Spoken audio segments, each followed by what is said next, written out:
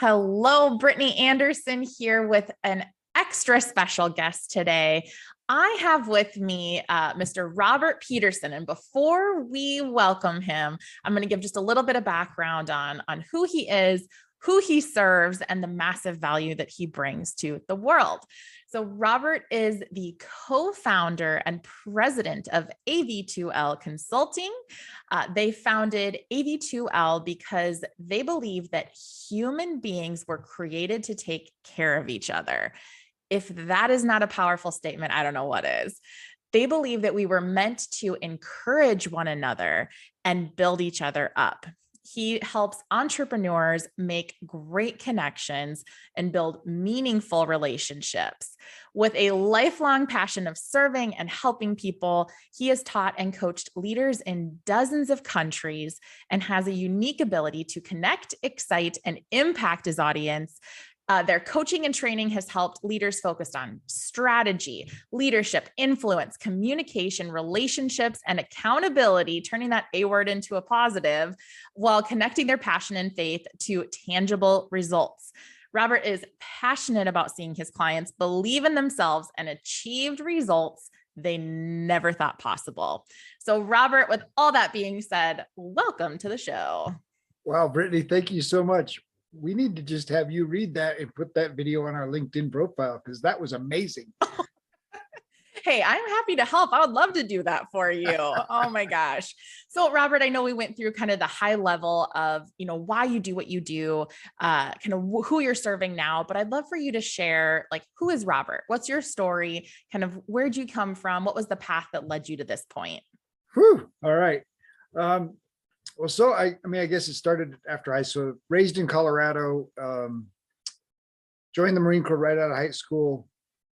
And because of my Marine experience, I was able to travel the world, flew to Egypt and got to see the pyramids in Egypt. And that was kind of the first exposure to another culture and another place. And then, did what they call a Westpac, which is, sailing on a ship for 6 months in the Western Pacific and visited Hong Kong and the Philippines and Korea and Japan.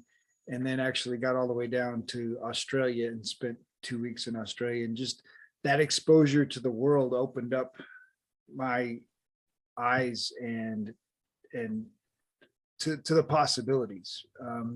And so after I got out of the Marine Corps, met my wife back in Colorado. And after, a few years of figuring life out together, we joined her family's church and got involved in the church and made a decision to go into ministry and decided to become missionaries. And eventually were led to serving in Bogota, Colombia. And so we spent a year in Costa Rica learning Spanish, and then 10 years living in Bogota, Colombia, and primarily coaching Colombian pastors. They're really good at preaching and teaching, but not so prepared for handling the business side of a church, the finance and tracking people and just the systems and processes to help make those things more tangible. And so that was my primary role there. After our 10-year, we had a 10-year plan there. It was our intention to leave. So we had an exit strategy from the time that we entered. And so honored our exit strategy and moved back to Colorado. And I went to work for our church that supported us. And so I spent 10 years serving as their pastor of outreach, which allowed me to work creatively in the partnerships that the church supported around the world. And so because of my experience as a missionary, I wanted to change that from a transactional relationship with our ministry partners, where we were sending transactional checks every month, to a meaningful relationship where we knew what they were doing, we knew who they were, we knew their struggles, we knew their family. And that required us to visit. And so I visited myself and evaluated their work. And then I took teams to visit and to get to know them and spend time with them. And so had the chance to travel the world in incredible ways and spent, been to Africa 7 times, have been to Cuba twice, and to, Eastern Europe and Indonesia. And so just continue exposing myself to other cultures and and other people, but always having a passion for connecting and for supporting and helping and encouraging. And then that dream job went away. The leadership of the church transitioned and made a change. And so my entire staff that I'd worked with for all those years pretty much all transitioned out over a year's period. And so I was left with the opportunity to look for another ministry or to do my own thing. And my wife and I decided, we're tired of being broke and we can serve people in the same way through our own organization. And so we started AV2L Consulting, and initially thought I'd do leadership and corporate trainings. I had all this leadership experience from the Marine Corps to the church and when I got out in the business world and started networking and started meeting business leaders, I just really identified with entrepreneurs and fell in love with entrepreneurs. And it took me a couple of years to realize, oh wait, it's because they're just like missionaries and they're willing to do something that most people won't do. And they're willing to go places that most people won't go. And they're that independent spirit that's within them. And of course, with that comes the independent spirit that doesn't want to work for a boss and doesn't want to have that big A word we mentioned earlier, accountability. And yet they need support and they need love and they need someone to come alongside them and say, hey, I understand you. I get you. I want to work with you and support, what you're doing. And so we've spent the last 3 years pretty much focusing on supporting and helping entrepreneurs, take their business to another level. There is so much to what you have just gone through. And, I think there's something that is so magical about your story. And that's how many times you've pivoted. I think about, you get to a certain point and you're like, well, then we decided to do this. And then this is the change that we made for our lives. And then we saw possibility. And that's something, I think about on our podcast. Even we're constantly talking about possibility and what's possible and opening people's eyes to that. And to go along with that is also the notion of, pursuing what sets your soul on fire and pursuing your dreams and the things that are meaningful to you. So this is a little bit of kind of an off the cuff question, but I'm curious with how many people you've helped in so many different parts of the world. I think our audience would be curious to know, when you think about, here in America, like what our dreams are, and we're looking for prosperity and we're looking for abundance and we're looking for, whatever it is we're looking for, experiences. What have you seen is maybe different in different parts of the world as far as what other people's aspirations or what they dream about or what they're pursuing? Is there a difference at all? Oh, absolutely. First of all, I think we're far too materialistic, and so our dreams many cases are based in material things. One of the things that I recognized early on is that a smile is universal, that love is universal, right? That people hug and kiss and smile the same, no matter what language they speak, no matter what color their skin is, and no matter how they look. And I think the fascinating thing is to watch kids play with whatever kids play with, whether they're digging in the trash in Kenya or they have a water bottle that they've added little plastic wheels to and turned a water bottle into a little car, and the contentment that people can have in whatever situation they're in. Sweeping a dirt floor.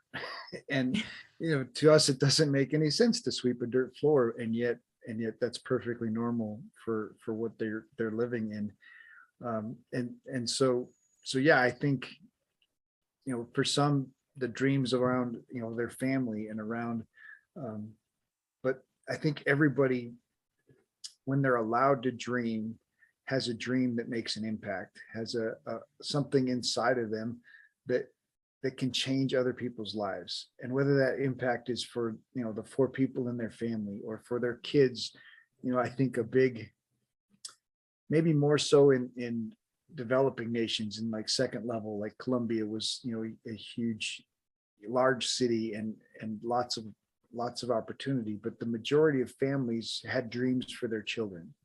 And so they'd kind of given up on themselves, but they were putting everything into what their children might achieve and the potential and possibility for their children. And then I think of, Africa and Cuba, and their dreams are just to get by and take care of their family and just have enough, right? And the difference of, living on $30 for an entire month versus $30 for a lunch, right? Yeah. And so you see those differences. One of our big dreams is to continue influencing these developing countries and taking teams of business leaders to do not necessarily direct business development, but just kind of dream development and help people dream bigger and believe bigger and understand money and currency in a different way that allows them to tap into, something bigger and greater. And, I've had Dennis Yu and Alex Berman, both marketing guys, on the show, and they're working in India and Pakistan and the Philippines and helping people in these countries get hired for $500 a month, which is double or triple what they could make working within their own country. Wow. Serving American companies that would have to pay, $5,000 a month to get those same level of services. Yeah. And we're creating opportunities that are just incredible. And so this technology is allowing American companies, American entrepreneurs to empower people in other countries and lifting them to a level double or triple what their national expectation is. And those things are incredible. And so being able to create not just the dream or the idea, right? You could do this, but here's this entire tool set that's making this possible. Oh my gosh. That is so incredible. And actually I hadn't even shared this with you, at the point of this conversation, that we actually, under our Ultimate Advisor coaching company, we just hired a gal who lives in the Philippines.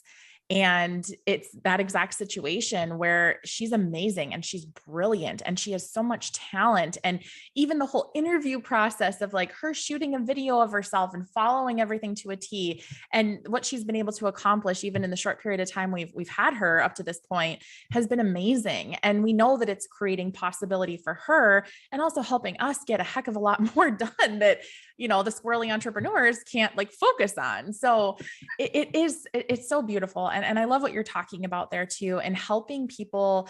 I go back to what you said about material, and, we talk to our clients at Sweet Financial constantly about dreams. And there can be this misconception that we're meaning, that fancy car that you want, or a house in another area, or, something material or whatever. And a lot of times what we're talking about and what's meaningful to people is how do you create a foundation that impacts others? How do I put together something that helps me carry on my legacy in a way that I maybe don't know or don't even know is available? So I love that you went there, because I think that dreaming big is so much more than what maybe society tells us it needs to be. So I think that's amazing. And I think we need to talk even further about what you're doing with entrepreneurs and bringing them to these other places and helping people in other parts of the world realize possibility in different ways. So you and I'll talk off record about that, but we'll keep this flowing for the sake of the conversation. Hey, it's Brittany here for a little tiny interruption. Brian and I have some really exciting news, and that is that our newest book, Dream Architecture, is officially launched. It is live. We have been working for a really long time to bring you quality content. This is all centered around really similar topics to what we talk about on the podcast here, but we're going even deeper. We're looking at where money and mindset meet so that you can focus on a life filled with possibility, a life filled with abundance, and one that creates true fulfillment for your future. So be sure to grab a copy. You can download it if you've got a reader, if you've got a Kindle. You can get your physical copy. Go to Amazon.com and look up Dream Architecture by yours truly, Brittany Anderson, and the wonderful Mr. Brian Sweet. We look forward to hearing your commentary and your feedback, and really hope this can help you continue your focus on possibility.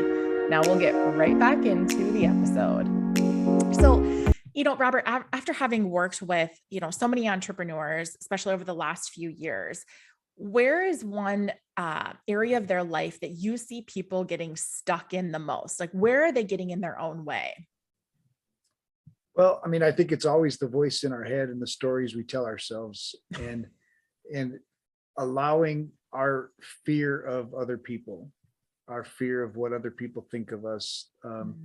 The idea that, if I make a sales call, if I pitch my product, if I offer my service to somebody, they're going to be offended, and they're going to, they're going to see me as the creepy used car salesman.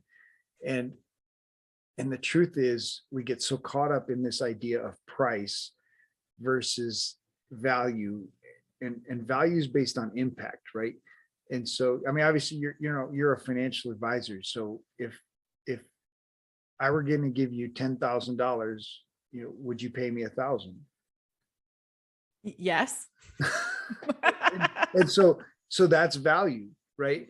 And people get caught up in price, and they get caught up in the idea, well, they can't afford this, or they can't, people won't want to pay for that. And the truth is, when you show them value, look, if you do the things that if we work together, we're going to increase your revenue. There'll be a return on investment of this much. And helping people, see the value, and then see the value in their own product, see the value in themselves, and what they have to offer, right? Does the service that you offer impact their bottom line? Does it impact their life? Does it change their relationships, right? What is the outcome, and what's the value of that outcome? And then, of course, who's the audience that's willing to pay for the value of that outcome? And I think so many entrepreneurs get caught up in their head about money and the story they tell themselves about money. And for so many, we've been told, don't talk about money. So don't talk about money, sex, or religion, and then you'll be okay. Except if you don't talk about those three things, you don't understand, how spiritual the world is. You don't understand how money works. And then you don't understand how relationships work. And then you're dysfunctional in some of the most exciting areas of our lives. That is, there's so much truth to that too. And I think about, and I'll just pull this one out of here quickly, is that when it comes to money, through our Women Forward program at Sweet Financial, like one of our goals is empowering and educating women when it comes to the conversation around money. And I think that women in particular, and I won't go too far down this path, but I think women in particular really struggle with owning the notion of wanting to make money and what that can do for their lives, and being able to openly talk about that and own that component. So I think what you're talking about there about, we're kind of getting in our own way. The 6 inches between our ears is really where we tend to stalemate. And I think it's regardless of what point of life people are at. You're, maybe transitioning out of a career and into whatever that next chapter is, or you're just getting into your career and you're looking at what that looks like, or you're deciding to go the entrepreneurial route and create something that the world needs. So I think that what you're talking about here is so true. And if we could just master those few inches between our ears, man, think about what it would open.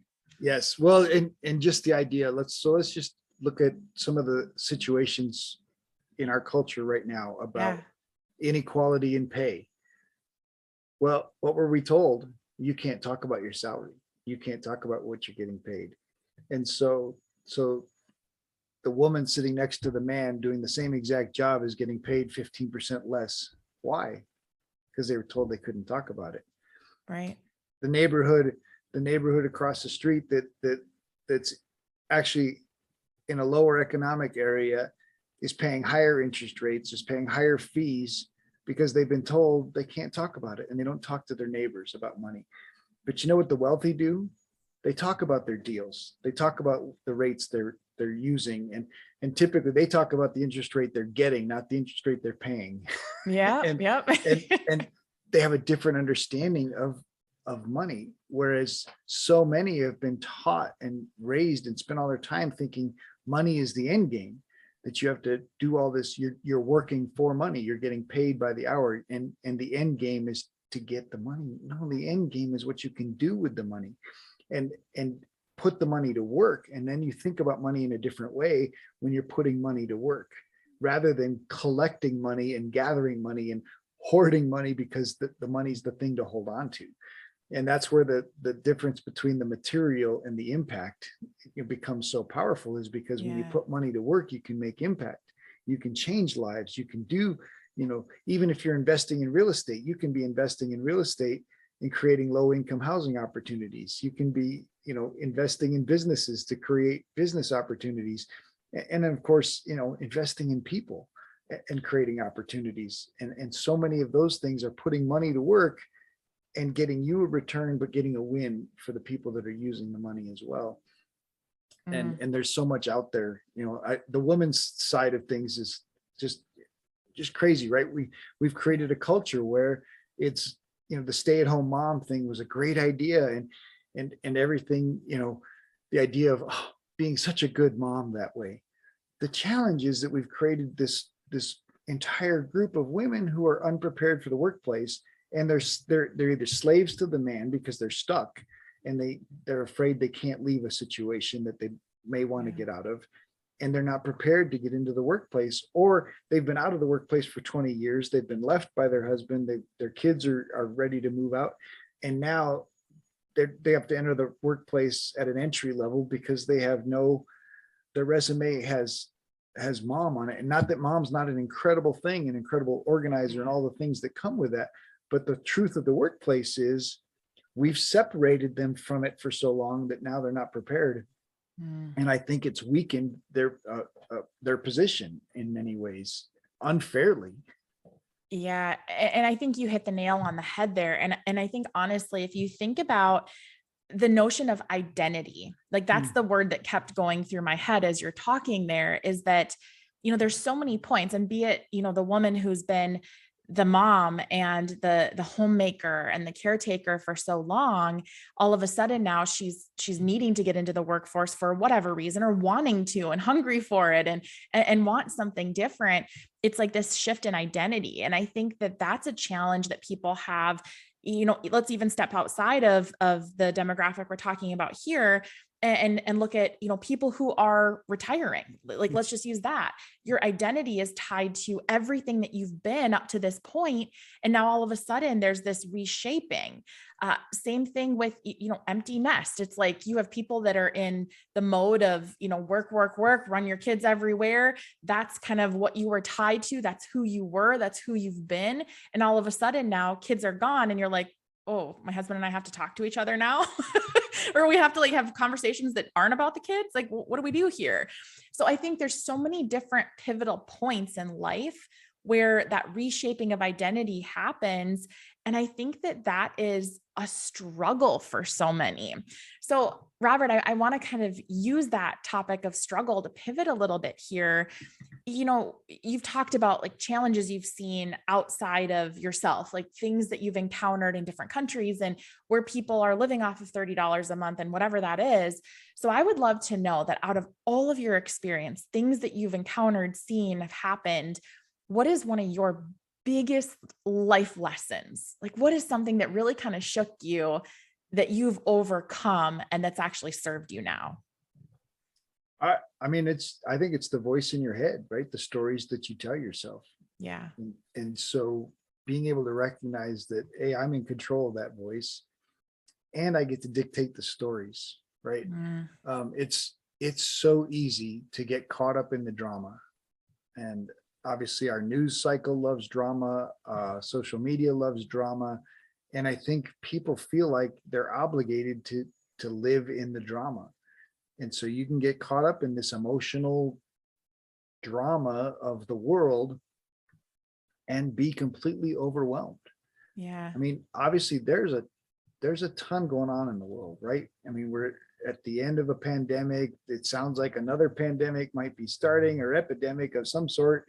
And there's a war going on in multiple places. And of course, you drive by the gas pump and the price just keeps jumping and it's not just moving, it's leaping. And you're like, how am I going to go on summer vacation? Right. And so there's just so much that can be overwhelming. Yeah. But it really does boil down to control what you can control and let go of all the things that you can't. And I think for many of us, that can be a real struggle, is letting go of the things that you can't control. And yet you feel like you have to have a handle on. And so, we stopped watching the news. We stopped watching, social media news, and very, very diligent now about controlling the inputs that go in my ears and go in, things that I see. And it makes a huge difference. Yeah, you're dead on. I mean, I can't think of a time where I've clicked on like a social media, let's just call it news feed channel, and felt really, really positive after reading that. Or you flip on the news. I mean, I don't watch the news either. I stopped long, long ago, even honestly pre-pandemic, just because I'm sitting there going, like, is there anything about this that can actually like be directly within my control? If the answer is no, then why am I putting energy and effort towards it? Plus, Right. I have 3 kids and they kind of dominate like cartoons and that kind of thing. Yes. But yeah, so it's so true. I think, especially too, if you think about, again, we'll just talk about like the retiree for a minute here.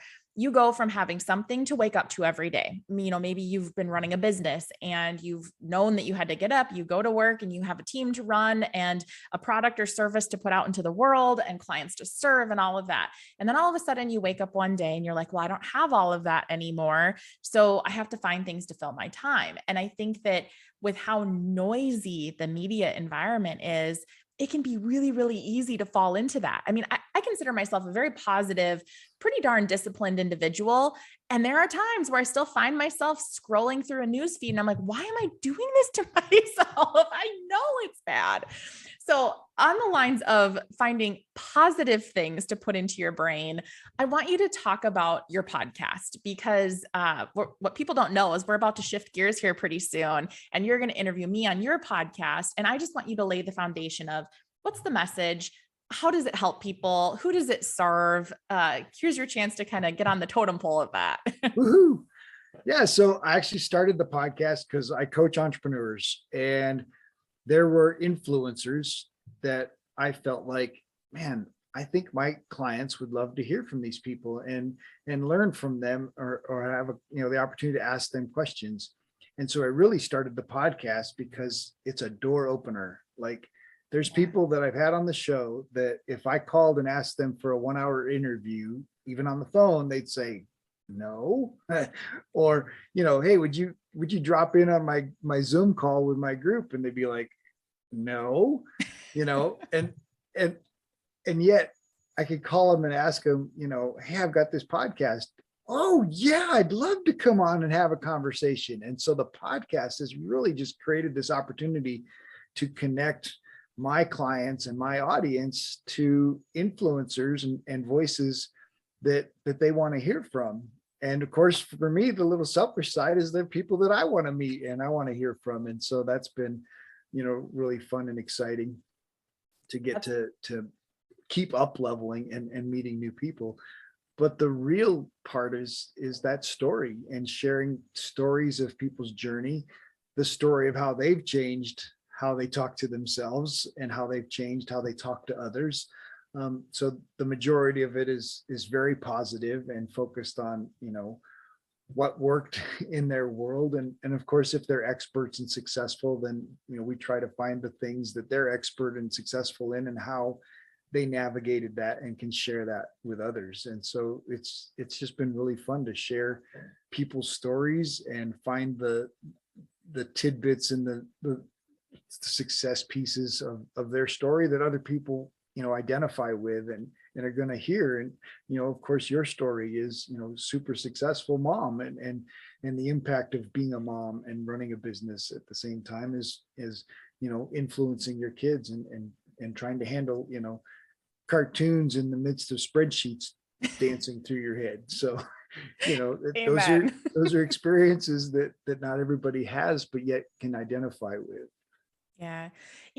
And Robert, I think something so powerful about like podcasts like yours is that I think that there's so much merit to the fact that in a podcast you can tune into it and you can listen to an episode and hear somebody's story and find some key nuggets that really resonate with you.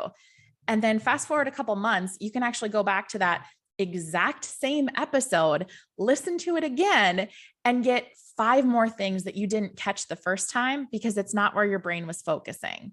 So, I think number one, I think anybody listening to this should absolutely subscribe to Robert's podcast because he does have so many great, brilliant people that he brings in and people that you can truly learn from and that are givers and they're there to share the story and they're not just pitching and they're not just, because we've all heard those podcasts where you're like, okay, I feel like I'm being sold to, but it's genuine conversations and it's value that people are putting out into the world. So I just think that podcasts in general, those that have that uplifting message, that have power stories and all that good stuff, I mean, that's what we need to be putting into our brain, because I would argue that you're dead on that there's so much going on in the world. And I would also say that it's too much for the human brain to handle.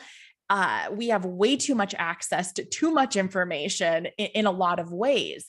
But if we're consciously choosing to find the good, like find examples of people doing really, really good things in the world, all of a sudden your perspective on this whole thing that we call life, it starts to shift a little bit and in a really positive way. So I am personally grateful that you are putting great out into the world because it's just another example of goodness, of wonderful stories, of the contributions that people are putting out there. So I just love what you're doing. And I think it's so wonderful. So all that being said, I do want to ask just a couple more questions before we wrap here. So one of them being, you talk about focusing on things you can control and, being conscious of what you put into your mind. So I'm curious, when you find yourself in a negative state, because even me, who tends to be a very positive person, can be a Debbie Downer once in a while. So what is something, very tactical that you do to shift yourself out of a bad mood, a negative mindset, just when things are kind of going in the stinking thinking route? Oh, absolutely. And absolutely, it happens to all of us, right? That's the battle. That is the battle in our lives. And we've seen it. Obviously, religion talks about it in so many different ways, right? The battle between good and evil, and all the stories that resonate so well on your Netflix stream and on everything else is the battle versus good and evil, because we all get it at an innate level, because that's what's happening inside our heads, is this battle between the fear and the belief, right? The faith and the fear and the good and the bad. And so the battle going on in our head obviously happens to everybody, no matter how positive we are. But there are some really powerful tools, right? First is awareness, right? Yeah. You've got to be paying attention to the little voice and what it's saying. And I think for a lot of people, they feel like they don't have control over that little voice. Well, guess what? You're the thinker of your thoughts. You're the observer of your thoughts. And you absolutely have control, because right now you can say to yourself, I love you. And guess what? That little voice in your head just said it. And you can't stop it because you just made it happen. And so first is knowing that you have control and having that awareness. So now when you start to realize, oh, I'm getting grumpy, I'm getting negative, I'm focused on stuff that's it's an opportunity for gratitude. And gratitude is the most powerful attitude shifter, because you can't be grateful and grumpy at the same time. Amen. And so but you have to stop, right? That's the awareness. You have to say, oh, I don't like this, where this is headed. And this is where it's the difficulty lies in this transition right here, to say, I don't want to go there. Okay, what can I be thankful for in this situation? Right? So we get a flat tire. That stinks. Now what? Right? And so the ability to say, well, this sucks, because it does, right? A flat tire sucks. There's no painting a smile on it. There's no, it sucks. And stuff that sucks happens to us all the time. And it's okay to say, wow, this sucks, no matter how positive you are, right? But the choice happens at the now what? Now what am I going to do about it? Man, I'm so thankful there was a place for me to pull over and change this tire. Man, I'm so thankful that I paid that AAA membership and they're coming to fix this tire so I don't have to. Right. So you can choose the story that you tell. Right. And so many people allow that flat tire to just become, oh, I'm late for the meeting. I had a flat tire. Oh, you're kind of down a little bit. Yeah, I had a flat tire. Right. And so I want to be the guy that says, yep, had a flat tire, got it changed. Man, sorry, I'm late. The rest of the day, though, that's not even going to come up because it's back there. I can't undo it. I can't change it. There's nothing I can do to make that flat tire not be a flat tire. Right. Except move on and change it. And so finding gratitude, finding the thing, and it's not always easy, right? There's trauma, there's terrible things that happen in our lives, but there's always something, even if it's as simple as, man, I'm so glad I can take this next breath. Right. And so it's a choice, and it's not always an easy choice. But if you don't want to go down that negative path, just stop and, man, just find something in that moment to say, all right, I am so thankful that I have this breath. I'm so thankful that I still have the opportunity to make a difference today, to do something different. I'm so happy that I have this opportunity to smile. And you know what? It changes. Yeah. Yeah. Robert, I just like, I'm reeling in my own head thinking about like times of gratitude and just, I think of times where I'm like walking on the gravel by my house and looking around and it's just beautiful and the birds are chirping and the sun is shining. And it's just like, you all almost become overcome with emotion when you're truly in that state of gratitude, even when things are crazy in your world. Like you're dead on that, there are things that suck. There are things in life that are so stinking hard and are heartbreaking and are devastating and all of those things. But I think you are completely on the correct path there with, hey, just taking a moment and find something to be grateful for. And it just changes your entire perspective. So, Robert, if somebody wants to get a hold of you, how would they go about that? If they want to learn more about what you do, about how you might be able to help them, how do they get a hold of you? Yeah. So our website's addvalue2life.com. And you can find all our stuff there. LinkedIn, great to connect. Robert C. Peterson. You'll see the podcast on the top to make sure that it's me. But yeah, so, find us on our website, find me on LinkedIn. And yeah, would love to connect and share. And of course, if you find the podcast, it's Add Value, 2 Entrepreneurs, because it follows our corporate model. And that really is based on scripture talking about encourage one another, build each other up. And so we seek ways to add value to others every day, right? Whether that's a smile, whether that's my goal in life is that people leave a conversation, my presence impacted their life in some way because I've added value to them. And of course, at the business level, adding value is so important, right? We want to give value. And so it applies in every area of our lives. And so that's why it's just become such an important part of who we are as a company and how we want to impact the world by leaving more positive than negative, and then helping others, right? Rewrite their stories so they're more positive than negative. Yeah. Well, I will tell you that we may not have had a ton of interactions up to this point, but you have absolutely positively impacted me each time we've spoke, which I'm so grateful for. So, Robert, I have one last question before we wrap up. What haven't I asked you that I should have? Well, that's interesting. Putting you on the spot a little bit. Yeah. I mean, I guess the idea of dreams, right? And I think we've talked a lot about dreams. You talked about helping your clients dream, and I think we just don't dream enough. We just aren't tapping into our creativity enough. We've allowed our imagination and creativity to be stomped away from when we were children, and everything was possible, to now the possibilities are so narrow and so limited that we're afraid to leave a job, or we're afraid to retire, or we're afraid to make some of these life choices because we feel trapped. Whereas if we can tap into our imagination and creativity, there's so many possibilities and so many solutions and so many opportunities to tap into our greatness And I think so many people are playing small. I feel like that if I could have formulated a perfect answer to that last question, it would have been that.